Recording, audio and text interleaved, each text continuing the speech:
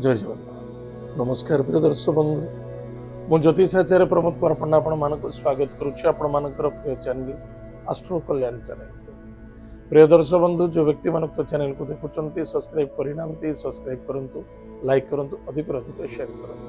एवं आसतु जानिमा मासिक राशिफल 1 जून 2026 रु 30 जून 2026 मसीहा सन 2024 मसीहार जून मासटी जो व्यक्ति जन्म जातक राशि हूँ तुला राशि। अन्यथा जो व्यक्ति जन्म जातक लग्न हूँ तुला लग्न।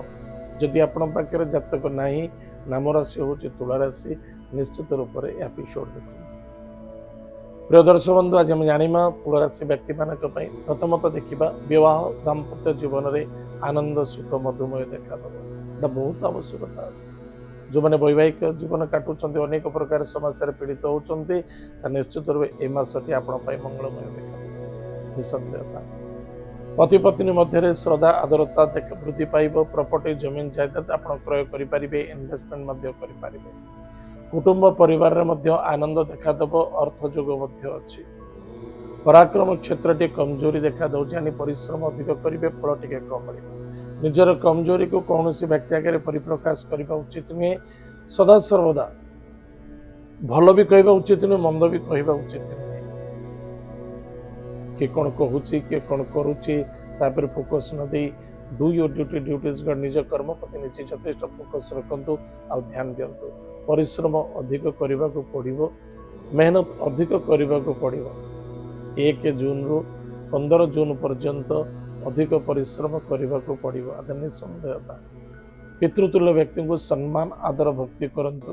दूर दूरांत यात्रा देखा दौचे चाहे कर्म क्षेत्र को हो चाहे एजुकेशन क्षेत्र को हो चाहे भ्रमण क्षेत्र को हो निश्चित रूप से आपण जोग अच्छी आपण करें सफलता देखा दौचे।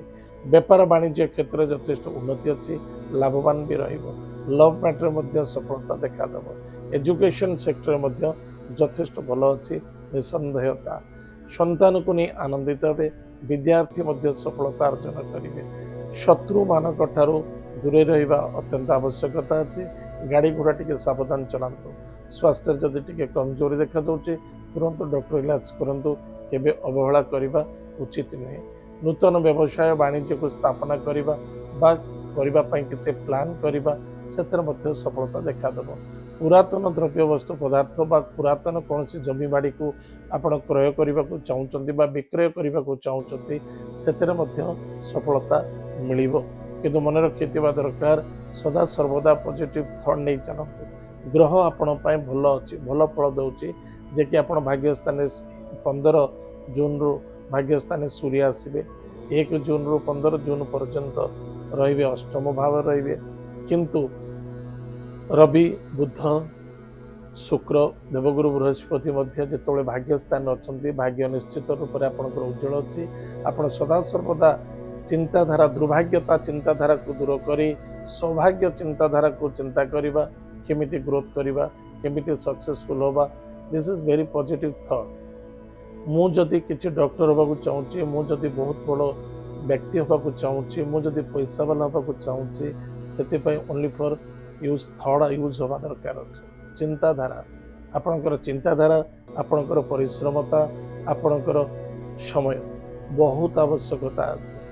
खाली अन्य जन को दोष दबा पुरातन टेंशन को नहीं पालन करवा ताहले मन रखि था पास्ट को एनी टाइम गेट लॉस्ट करवा अत्यंत आवश्यकता अच्छी। जो व्यक्ति पास्ट को धरिकी चले एवं वर्तमान तार नष्ट हुए आ भविष्य किसी देखा दिए नहीं से सकाशे ज्योतिषशास्त्र मत अनुसार ग्रह जिते भल था खराब था पास्ट को डिलीट मारंतु वर्तमान को प्लान करंतु भविष्य निश्चित रूप देखा देव। ताहले प्रतिकार कौन करवा प्रत्येक दिन प्रातः समय स्नानादि कार्य सारी भगवान महाशिव रुद्र को पूजा अर्चना करवा महादेव को सदा सर्वदा सेवा करवा।